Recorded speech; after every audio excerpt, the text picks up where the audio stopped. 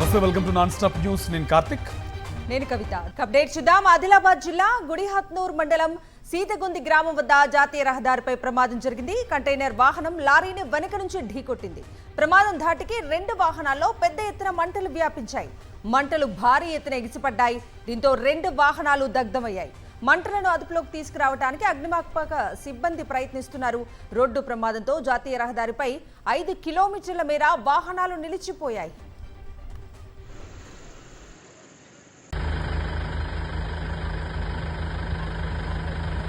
यहाँ से चलते जा रहा हो कहाँ तक? सीताकुंडी तक. బ్రేకింగ్ న్యూస్ చూస్తున్నాం. ఆదిలాబాద్ జిల్లా గుడిహత్నూరు మండలం సీతగొంది గ్రామం వద్ద జాతీయ రహదారిపై ప్రమాదం జరిగింది. కంటైనర్ వాహనం లారీని వెనుక నుంచి ఢీకొట్టింది. ప్రమాదం ధాటికి 2 వాహనాల్లో పెద్ద ఎత్తున మంటలు వ్యాపించాయి. మంటలు భారీ ఎత్తున ఎగిసిపడ్డాయి. దీంతో 2 వాహనాలు కూడా దగ్ధమయ్యాయి. మంటలను అదుపులోకి తీసుకురావడానికి అగ్నిమాపక సిబ్బంది ప్రయత్నిస్తున్నారు. రోడ్డు ప్రమాదంతో జాతీయ రహదారిపై 5 కిలోమీటర్ల మేర వాహనాలు నిలిచిపోయాయి.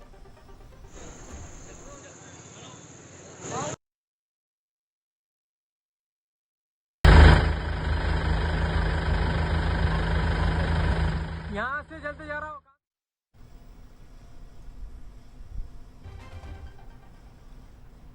మన్యం జిల్లాలో బచ్చకామర్లతో విద్యార్థుల మృతిపై వైఎస్ఆర్సీపీ అధినేత వైఎస్ జగన్ ఆందోళన వ్యక్తం చేశారు.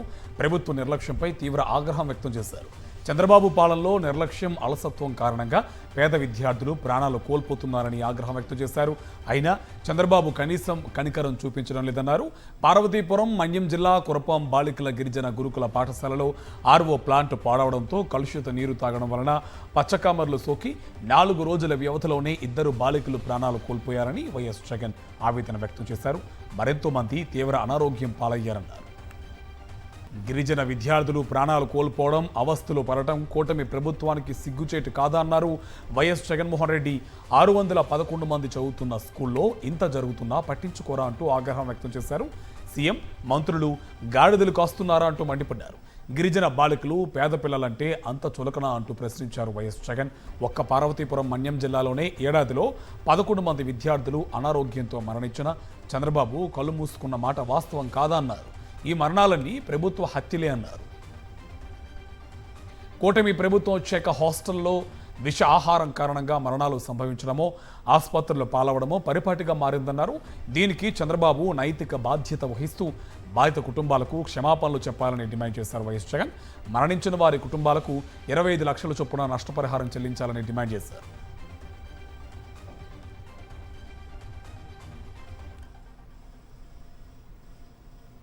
విశాఖ కేజీహెచ్లో చికిత్స పొందుతున్న గిరిజన బాలికలను వైఎస్ఆర్సీపీ నేతలు పరామర్శించారు. పచ్చకామర్లకు చికిత్స పొందుతున్న బాలికలకు అందుతున్న వైద్యంపై ఆరా తీశారు. బాలికల తల్లిదండ్రులతో మాట్లాడి వివరాలు తెలుసుకున్నారు. ప్రభుత్వ నిర్లక్ష్యంతో 2 బాలికలు చనిపోయారని మండిపడ్డారు వైఎస్ఆర్సీపీ నేతలు.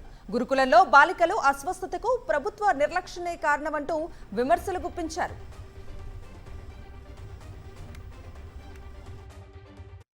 ఈరోజు ఎఫెక్ట్ అయ్యారో పూర్తిగా ప్రభుత్వ నిర్లక్ష్యం అని చెప్పి మేము గట్టిగా చెప్పగలం.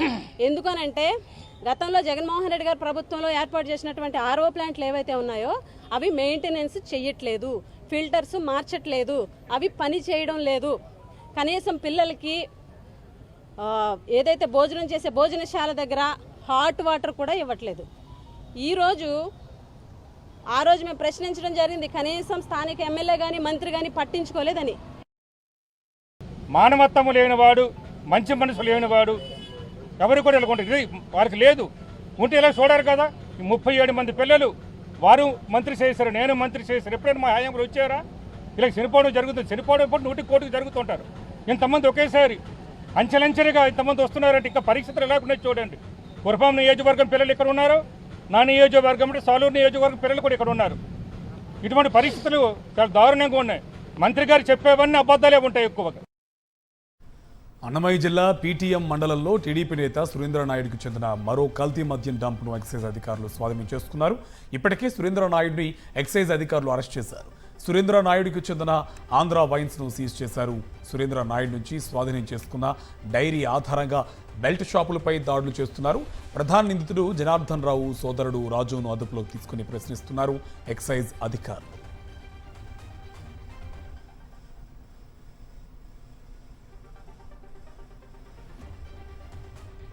టీడీపీ నేత నకిలీ మద్యం దందా గుట్టురట్టయింది. అన్నమయ్య జిల్లా Thamballapalle TDP in charge Jayachandra Reddy PA Rajesh కు చెందిన రాక్ స్టార్ వైన్ షాప్ ను ఎక్సైజ్ అధికారులు సీజ్ చేశారు. అందులో పనిచేస్తున్న ఇద్దరిని అదుపులోకి తీసుకున్నారు. రాజేష్ పేరుతో ఉన్న మినీ ట్రక్ ను కూడా సీజ్ చేశారు. ఈ వ్యాన్ ద్వారా కల్తీ మద్యాన్ని వైన్ షాప్ కు తీసుకొచ్చి అసలైన మద్యంగా విక్రయాలు చేపడుతున్నారు. నిందితుడు జయచంద్రారెడ్డి పిఏ రాజేష్ పరారీలో ఉండగా పోలీసులు గాలింపు చర్యలు చేపట్టారు.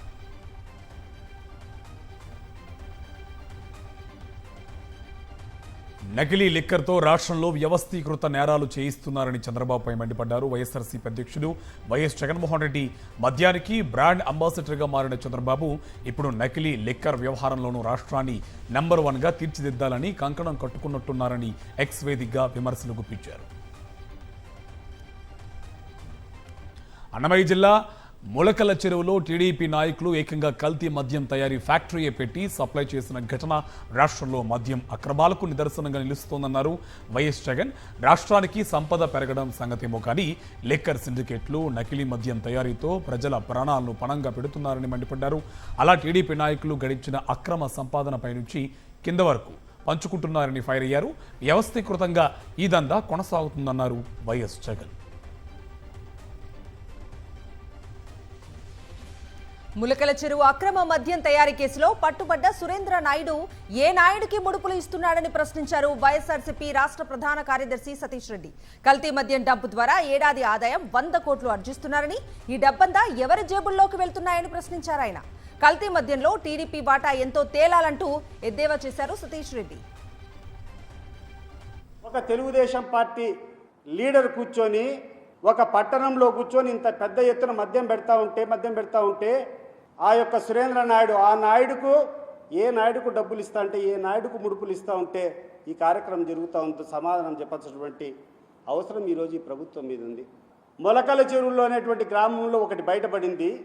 ఇటువంటి ఎన్ని ఇండస్ట్రీస్ ఈ రాష్ట్రంలో పెట్టారు అని చెప్పేటువంటి విషయాన్ని ఈరోజు ప్రజలందరూ అడుగుతున్నారు. కూటమి ప్రభుత్వంతో పీహెచ్సీ డాక్టర్ల చర్చలు మరోసారి విఫలమయ్యాయి. పీహెచ్సీ వైద్యుల డిమాండ్లను అంగీకరించకపోవడంతో రేపటి నుంచి యథావిధిగా సమ్మెబాట పట్టనున్నారు. 2030 వరకు ఇన్ సర్వీస్ కోటా అమలు చేయాలని పీహెచ్సీ డాక్టర్లు డిమాండ్ చేశారు. దీనికి అధికారులు అంగీకరించలేదని తెలుస్తుంది. అలాగే నేషనల్ ఇంక్రిమెంట్లపై ఆర్థిక శాఖతో చర్చించి నిర్ణయం తీసుకుంటామని చెప్పారు. మరీ ముఖ్యంగా ట్రైబల్ అలవెన్స్ ఇవ్వడం కుదరదని చేతులెత్తేశారు వైద్య ఆరోగ్య శాఖ అధికారులు. ప్రభుత్వం ఒప్పుకున్న కొన్ని అంశాలను లిఖితపూర్వకంగా హామీ ఇవ్వాలని పీహెచ్సీ డాక్టర్లు డిమాండ్ చేశారు. దీంతో నవంబర్లో మళ్లీ చర్చిద్దామని అధికారులు చెప్పడంతో సంపూర్ణంగా జరగలేదు. ప్రజారోగ్యం సంక్షేమమే తమ ఎజెండా అన్నారు మండలి ప్రతిపక్ష నేత బొత్స సత్యనారాయణ. ప్రజారోగ్యం కోసం రాజీ పడేది లేదన్నారు. రాబోయే రోజుల్లో మెడికల్ కాలేజీల ప్రైవేటీకరణపై ఉద్యమిస్తామన్నారు. ఇక విశాఖ స్టీల్ ప్లాంట్ పై కూటమి నేతలు చెప్పేదొకటి చేసేది మరొకటి అంటూ ఫైర్ అయ్యారు ఆయన.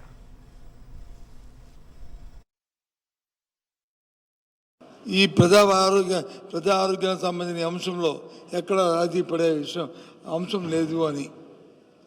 అంతేకాకుండా మనందరికీ మన ప్రాంతానికి సంబంధించిన విశాఖ ఉక్కు, అది ఆంధ్రుల హక్కు, 32 మంది ప్రాణత్యాగాలతో దాన్ని సాధించుకున్నాం. ఉమ్మడి రాష్ట్రంలో ఎంతో పెద్దలు దాని ప్రాణాలు అర్పించారు.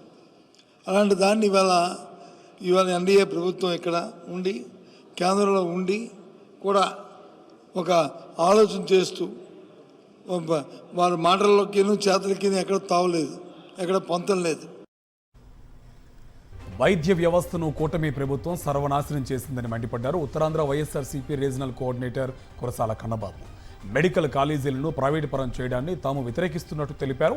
నర్సీపట్నం మెడికల్ కాలేజీ పరిశీలనకు ఈ నెల 9న వైఎస్ జగన్ వస్తారని తెలిపారు. ఇక వైజాగ్ స్టీల్ ప్లాంట్ను కాపాడుకుంటామన్నారు కురసాల కన్నబాబు.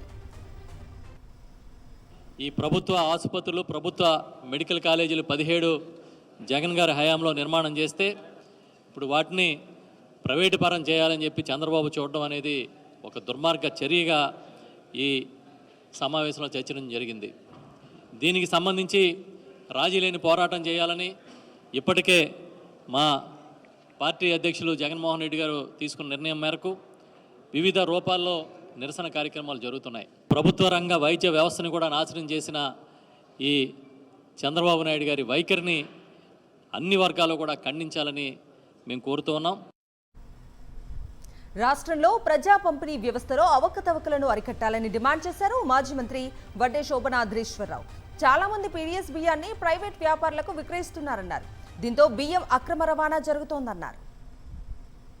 ప్రభుత్వం నుంచి ఉచితంగా వచ్చినటువంటి బియ్యాన్ని కిలో 8 రూపాయలు 10 రూపాయల చొప్పున కొంతమంది బ్రోకర్లకు అమ్మేస్తున్నారు. మళ్ళీ బజార్లో 25 కిలోల బ్యాగు చిన్న సంచులు 1400 రూపాయలు 1500 రూపాయలు, ఇంకా సన్న బియ్యం అయితే 1600 రూపాయల చొప్పున కూడా వాళ్ళు కొంటున్నారు. కొంతమంది అక్రమంగా వ్యాపారం చేసేదానికి, అట్లాగే కాకినాడ పోర్ట్ నుంచి ఇతర దేశాలకి ఎగుమతి చేసేదానికి అవకాశం కలుగుతూ ఉంది. ఇది మంచి పద్ధతి కాదు. ఏపీలో ఉపాధ్యాయ సంఘాలు ఉద్యమ బాట పట్టనున్నాయి. ఈ నెల 7న చెలో విజయవాడకు ఏపీ ఉపాధ్యాయ సంఘాల సమాఖ్య పిలుపునిచ్చింది.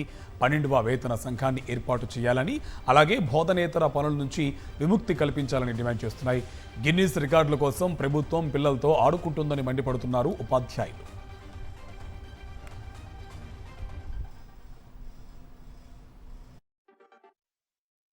ప్రభుత్వం ఏర్పడి 16 నెలలు కావస్తున్నప్పటికీ కూడా ఉపాధ్యాయ విద్యారంగ ఆర్థిక సమస్యల పరిష్కారంలో చొరవ చూపని కారణంగా ఈరోజు ఉపాధ్యాయ సంఘాల సమాఖ్య ఆధ్వర్యంలో రేపు 7వ తేదీన ధర్నా చౌక్ నందు పోరుబాట కార్యక్రమాన్ని నిర్వహిస్తూ ఉన్నాం. దీని ప్రధానమైన కారణం ఏంటంటే బోధనేతర కార్యక్రమాలతో ఉపాధ్యాయులు తీవ్రమైన ఒత్తిడికి లోనవుతూ ఉన్నారు. ఈరోజు బీసీలకు 42% రిజర్వేషన్ల అమలుపై సుప్రీంకోర్టులో అఫిడవిట్ దాఖలైన నేపథ్యంలో తెలంగాణ ప్రభుత్వం తరఫున బలమైన వాదనలు వినిపించడానికి సిద్ధమైంది. ఇందులో భాగంగా సీనియర్ న్యాయవాదులను కలిసేందుకు డిప్యూటీ సీఎం భట్టి విక్రమార్క, మంత్రి వాకిటి శ్రీహరి ఢిల్లీ వెళ్లారు. న్యాయపరమైన అంశాలపై న్యాయవాదులతో చర్చించనున్నారు. ప్రభుత్వం పక్షాన బలమైన వాదనలు వినిపించాలని అడ్వకేట్లకు సూచనలు చేయనున్నారు భట్టి.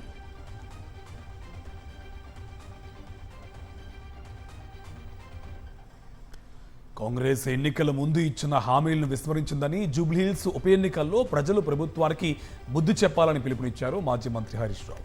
కర్రు కాల్చి వాత పెడితేనే ప్రభుత్వం మేల్కుంటుందని చెప్పారు. సీటు కోల్పోయినా ప్రభుత్వానికి వచ్చే నష్టం లేకపోయినప్పటికీ హామీలు అమలు చేయాలన్న ఆలోచన వస్తుందని స్పష్టం చేశారు హరీష్ రావు. జూబ్లీహిల్స్ ఎన్నికల్లో కాంగ్రెస్ ఓడితేనే ప్రజలకు గ్యారంటీలు అందుతాయి. ఇవాళ రేవంత్ రెడ్డి గారు ఏ గ్యారంటీ ఇవ్వకపోయినా ప్రజల్ని నేను మోసం చేసినా నాకు ఓట్లేస్తారని ఇవాళ రేవంత్ రెడ్డి గారు భావిస్తా ఉన్నారు. జూబ్లీహిల్స్ లో బీఆర్ఎస్ గెలిస్తేనే రేవంత్ రెడ్డి ప్రభుత్వానికి షాక్ తగులుతుంది. ఒకవేళ తప్పిపోయి జూబ్లీహిల్స్ లో కాంగ్రెస్ గెలిస్తే ఏమంటారు?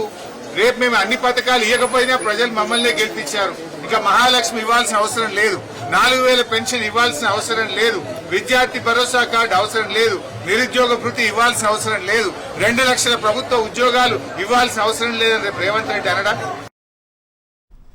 స్థానిక సంస్థల పోరుకు సై అంటోంది తెలంగాణ కమలదళం. మెజారిటీ సీట్లను గెలుచుకునేందుకు స్కెచ్ వేస్తోంది. ఇవాళ అత్యవసరంగా బీజేపీ కార్యాలయంలో పదాధికారుల భేటీ జరిగింది. జిల్లాల పరిస్థితుల ఆధారంగా ప్రణాళికలు సిద్ధం చేయాలని నిర్ణయించారు.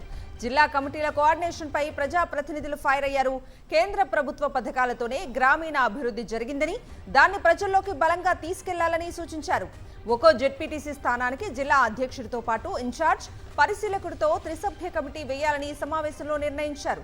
జిల్లాల వారీగా భారీ బహిరంగ సభలకు ప్లాన్ చేస్తున్నారు. బీసీ, ఎస్సీ, ఎస్టీలతో సైతం ఆర్థికంగా బలంగా ఉన్న నేతలను బరిలోకి దింపేలా సూచనలు చేస్తున్నట్లు తెలుస్తోంది.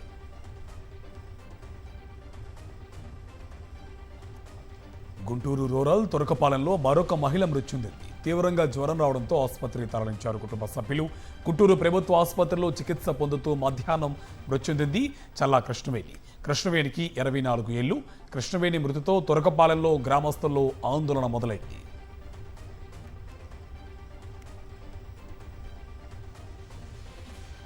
గుంటూరు రూరల్ తురకపాలెంలో మరొక మహిళ మృతి చెందింది. తీవ్రంగా జ్వరం రావడంతో ఆసుపత్రికి తరలించారు కుటుంబ సభ్యులు. గుంటూరు ప్రభుత్వ ఆసుపత్రిలో చికిత్స పొందుతూ మధ్యాహ్నం మృతి చెందింది చల్లా కృష్ణవేణి. కృష్ణవేణికి 24 ఏళ్లు. కృష్ణవేణి మృతితో తురకపాలెం గ్రామస్తుల్లో భయాందోళన మొదలైంది.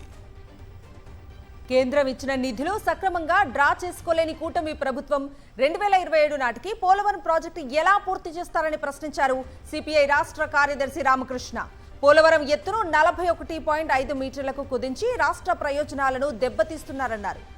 కన్ఫ్యూజన్ లో ఉన్న చంద్రబాబు పోలవరంపై రోజుకో మాట మాట్లాడుతున్నారని, మొన్నటి వరకు పోలవరం బనకచెర్ల అన్న ఆయన ఇప్పుడు పోలవరం సోమశిల అంటున్నారన్నారు రామకృష్ణ. ప్రాజెక్టు 41.15 మీటర్లకు ఎత్తును కుదించి మన రాష్ట్రానికి అన్యాయం చేస్తూ ఉన్నారు. 960 మెగావాట్ల విద్యుత్ శక్తి ఏదైతే మనం అక్కడ ఉత్పత్తి చేయాలనో దాన్ని కూడా మనం కోల్పోతా ఉన్నాం. ఈ చంద్రబాబు నాయుడు ప్రభుత్వము మన బడ్జెట్లో దాదాపు 5,936 కోట్ల రూపాయలు పోలవరం ప్రాజెక్టు కేటాయిస్తే ఈ 6 మాసాల కాలంలో ఒక్క రూపాయి కూడా తెచ్చుకోలేని పరిస్థితిలో ఉన్నారు. కేంద్ర ప్రభుత్వము ఇచ్చిన నిధులు కూడా మీరు సక్రమంగా డ్రా చేసుకోలేని పరిస్థితుల్లో పోలవరం 2027 నాటికి ఏ రకంగా మీరు కంప్లీట్ చేస్తారు? ఎన్టీఆర్ జిల్లా తిరువూరు టీడీపీలో మరోసారి వర్గపోరు బయటపడింది. ఎంపీ కేసినేని చిన్ని, కొలికిపూడి శ్రీనివాస్ మధ్య కోల్డ్ వార్ తారాస్థాయికి చేరుకుంది. ఎమ్మెల్యే కొలికిపూడి శ్రీనివాస్ లేకుండానే తిరువూరులో టీడీపీ ఆఫీసును ప్రారంభించారు ఎంపీ కేసినేని చిన్ని. ఎమ్మెల్యే లేకుండా కార్యాలయం ప్రారంభించడంపై కొలికిపూడి వర్గీయులు ఆగ్రహం వ్యక్తం చేస్తున్నారు. కర్నూలు జిల్లా పత్తికొండ మార్కెట్లో టమోటా ధర పడిపోయింది. గిట్టుబాటు ధర లేదంటూ రైతులు రోడ్డుపై బైఠాయించారు. టమాటోకు మద్దతు ధర ప్రకటించాలంటూ నిరసన వ్యక్తం చేస్తున్నారు. దీంతో భారీగా ట్రాఫిక్ జామ్ అయింది. పోలీసులు జోక్యం చేసుకుని రైతులకు సర్ది చెప్పడంతో రైతులు ఆందోళన విరమించారు. మార్కెట్లో వ్యాపారులు కుమ్మక్కై ధరలు తగ్గిస్తున్నారని రైతులు ఆందోళన వ్యక్తం చేస్తున్నారు.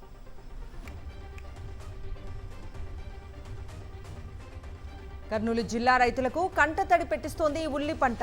ఉల్లికి మద్దతు ధర లేకపోవడంతో పంటను పొలంలోనే వదిలిస్తున్నారు రైతులు. పంట పండించినా ప్రయోజనం లేకపోగా భూమి చదును చేసేందుకు అప్పులు చేస్తున్నారు రైతులు. ఉల్లి పంటను గొర్రెలు, మేకలకు వదిలేస్తున్నారు. పత్తికొండ మండలం పెదహుల్తి ఉల్లి రైతుల అవస్థలు అన్ని ఇన్ని కావు. ఎకరాకు ₹1,00,000 పెట్టుబడి పెట్టి అప్పుల ఊబిలో కూరుకుపోయామంటూ ఆవేదన వ్యక్తం చేస్తున్నారు ఉల్లి రైతులు. కూటమి ప్రభుత్వం ఇప్పటికైనా ఆదుకోకపోతే భవిష్యత్తు కష్టమేనంటున్నారు ఉల్లి రైతులు.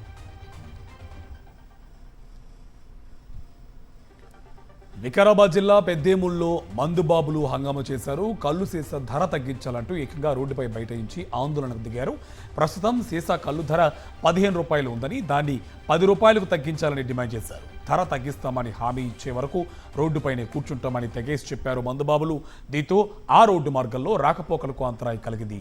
వెంటనే పోలీసులు వచ్చి వారిని సముదాయించేందుకు యత్నించారు. ఎంతకు వినకపోవడంతో కేసులు పెడతామని హెచ్చరించారు. దీంతో దిగొచ్చిన మందుబాబులు కల్లు ధర తగ్గేలా చూడాలని ఆందోళన విరమించారు.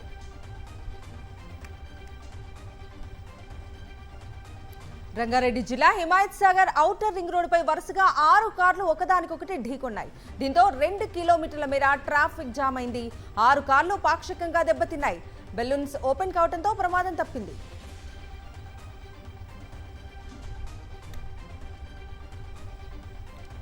యాదాద్రి భువనగిరి జిల్లా చౌటప్పల్ మండలం పంతంగి టోల్ ప్లాజా వద్ద వాహనాల రద్దీ కొనసాగుతుంది. దసరా సెలవులు అనంతరం పల్లివేడి పట్నం బాట పట్టారు ప్రజలు. వీకెండ్తో పాటు దసరా సెలవులు ముగియడంతో విజయవాడ హైదరాబాద్ జాతీయ రహదారిపై వాహనాల రద్దీ భారీగా కొనసాగుతుంది. పంతంగి టోల్ ప్లాజా వద్ద మొత్తం 16 బూతులు ఉండగా విజయవాడ హైదరాబాద్ వైపు 9 టోల్ బూతులను తెరిచారు. మామూలుగా రోజుకి 25,000 నుండి 30,000 వాహనాలు వెళ్తాయి.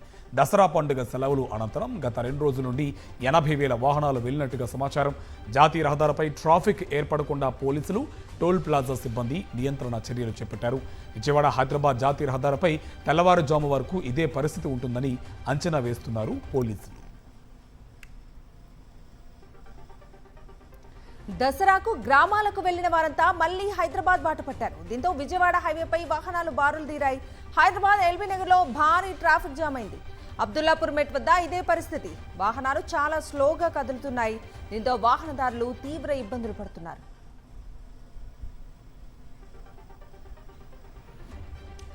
విశాఖ సముద్రంలో అలల తాకిడికి 2 విదేశీయులు కొట్టుకుపోయారు. యారాడా బీచ్లో విదేశీయులు కొట్టుకుపోయారు. ఇటలీ నుంచి విశాఖకు వచ్చారు విదేశీయులు. అలల తాకిడికి కొట్టుకుపోయి ఒక విదేశీయుడు మృతి చెందాడు. మరొకరి పరిస్థితి విషమంగా ఉంది. కొట్టుకుపోతున్న వారిని రక్షించే ప్రయత్నం చేశారు లైఫ్ గార్డ్స్. బీచ్ కు వెళ్లాలన్న సరదా ప్రాణాల మీదకు తెచ్చింది. పశ్చిమ గోదావరి జిల్లా పేరుపాలెం బీచ్ లో స్నానానికి వెళ్లిన ఒక వ్యక్తి గల్లంతయ్యాడు. విజయవాడ ఆదిత్యనగర్ కు చెందిన మాడేపల్లి ప్రవీణ్ గా ఆ వ్యక్తిని గుర్తించారు. ఆదివారం కావడంతో తన స్నేహితులతో సరదాగా బీచ్ కు వెళ్లాడు ప్రవీణ్. స్నానం చేస్తుండగా అలల ఉధృతికి సముద్రంలోకి కొట్టుకుపోయాడు. సమాచారం తెలుసుకున్న పోలీసులు ప్రవీణ్ కోసం గాలింపు చర్యలు చేపట్టారు. టాలీవుడ్ హీరో విజయ్ దేవరకొండ సత్యసాయి జిల్లా పుట్టపర్తి విశ్రాంతి నిలయాన్ని సందర్శించాడు. తన కుటుంబ సభ్యులతో కలిసి విచ్చేసిన విజయ్ దేవరకొండకు సత్యసాయి ట్రస్ట్ సభ్యులు సాదర స్వాగతం పలికి పుష్పగుచ్చం అందజేశారు. అయితే గతంలో పుట్టపర్తి సత్యసాయి విద్యా సంస్థల్లో విద్యను అభ్యసించారు విజయ్ దేవరకొండ. ఈ క్రమంలోనే సత్యసాయి పట్ల తనకున్న భక్తి భావాన్ని పలు సందర్భాల్లో ఆయన వ్యక్తం చేశారు. అంతేకాకుండా అవకాశం ఉన్నప్పుడల్లా పుట్టపర్తికి వచ్చేసేవారు. ప్రస్తుతం రష్మిక మందన్నతో నిశ్చితార్థం జరిగిన నేపథ్యంలో విజయ్ విశ్రాంతి మందిరానికి విచ్చేయడం ప్రాధాన్యత సంతరించుకుంది.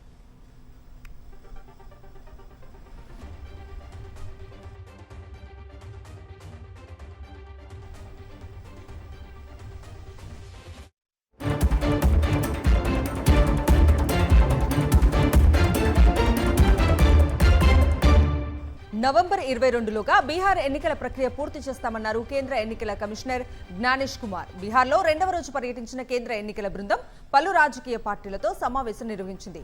బూత్ లెవెల్ ఏజెంట్లకు శిక్షణ కార్యక్రమాన్ని నిర్వహించింది. బీహార్ అసెంబ్లీ ఎన్నికలకు అన్ని ఏర్పాట్లు పూర్తి చేశామని కేంద్ర ఎన్నికల కమిషనర్ జ్ఞానేష్ కుమార్ తెలిపారు. మధ్యప్రదేశ్లోని చింద్వారాలో దగ్గుమందు తీసుకున్న 10 మంది చిన్నారులు ప్రాణాలు కోల్పోయిన కేసులో డాక్టర్ ప్రవీణ్ సోనీని పోలీసులు అరెస్ట్ చేశారు. ఇవాళ తెల్లవారుజామున డాక్టర్ను అదుపులోకి తీసుకున్నామని పోలీసులు తెలిపారు. బాధిత చిన్నారుల్లో చాలా మందికి ఈయనే దగ్గుమందును సూచించినట్టు దర్యాప్తులో తేలిందన్నారు. అతన్ని అదుపులోకి తీసుకుని విచారిస్తున్నట్టు వెల్లడించారు. దీంతో పాటు సిరప్ను తయారు చేస్తున్న తమిళనాడులోని కాంచీపురానికి చెందిన శ్రీసన్ ఫార్మా యూనిట్పై కూడా కేసు నమోదు చేసినట్టు తెలిపారు.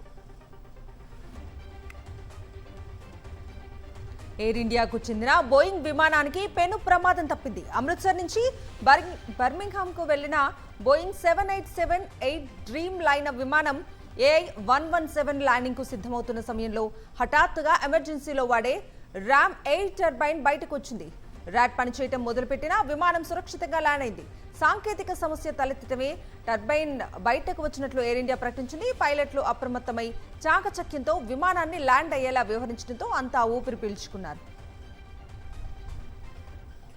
భారత్ యూకే మధ్య ద్వైపాక్షిక సంబంధాలను మరింత పటిష్టం చేసే దిశగా మరో కీలక అడుగు పడనుంది. బ్రిటన్ ప్రధాని కీర్ స్టార్మర్ వచ్చే వారం భారత్లో పర్యటించనున్నారు. ప్రధాని నరేంద్ర మోదీ ఆహ్వానం మేరకు ఆయన ఈ నెల 8 నుంచి 2 రోజుల పాటు భారత్లో పర్యటించనున్నారు. ఈ విషయాన్ని భారత విదేశీ వ్యవహారాల మంత్రిత్వ శాఖ వెల్లడించింది. భారీ వర్షాలతో పశ్చిమ బెంగాల్ గజగజ వణికిపోతోంది. డార్జిలింగ్లో పలు ప్రాంతాల్లో కొండచర్యలు విరిగిపడ్డాయి. ఈ ఘటనలో 17 మంది మృతి చెందారు. చనిపోయిన వారిలో చిన్నారులు కూడా ఉన్నారు. ఘటనా స్థలాల్లో భద్రతా బలగాల సహాయక చర్యలు కొనసాగుతున్నాయి. మరోవైపు సిలిగుడి మరిక్ ప్రాంతాలను కలిపే బాలాసోన్ నదిలోని ఇనుప వంతెన కుప్పకూలింది. కొండ చర్యలు విరిగిపడి 17 మంది ప్రాణాలు కోల్పోవడంపై ప్రధాని నరేంద్ర మోదీ విచారం వ్యక్తం చేశారు. మృతుల కుటుంబాలకు ప్రగాఢ సానుభూతి తెలిపారు. క్షతగాత్రులు త్వరగా కోలుకోవాలని ఆకాంక్షించారు.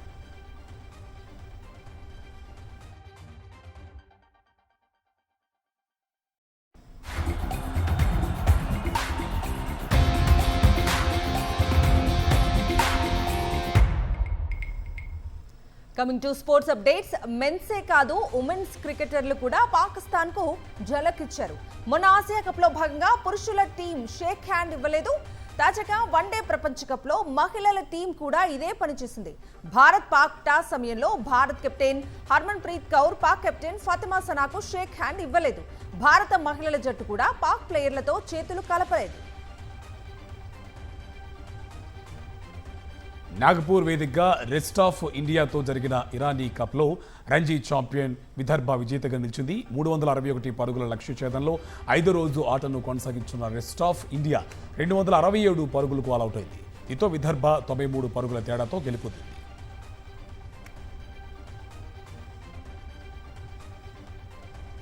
భారత సంతతికి చెందిన ఆస్ట్రేలియా క్రికెటర్ హర్జాజ్ సింగ్ ఊహకందని రీతిలో చెలరేగాడు. కేవలం 141 బంతుల్లోనే 314 పరుగులు సాధించాడు. ఆసీస్ దేశీ క్రికెట్లో భాగంగా 50 ఓవర్ల మ్యాచ్లో విధ్వంసకర ట్రిపుల్ సెంచరీతో విరుచుకుపడ్డాడు. వెస్టర్న్ సబర్బస్ జట్టుకు ప్రాతినిధ్యం వహిస్తున్న 20 ఏళ్ల హర్జాజ్ సింగ్ సిడ్నీ క్రికెట్ క్లబ్ జట్టుతో మ్యాచ్ సందర్భంగా ఇలా పరుగుల సునామీ సృష్టించాడు. గ్రేడ్ లెవెల్ క్రికెట్లో పరిమిత ఓవర్ల మ్యాచ్లో త్రిశతకం బాదిన తొలి ఆటగాడిగా చరిత్రకెక్కాడు.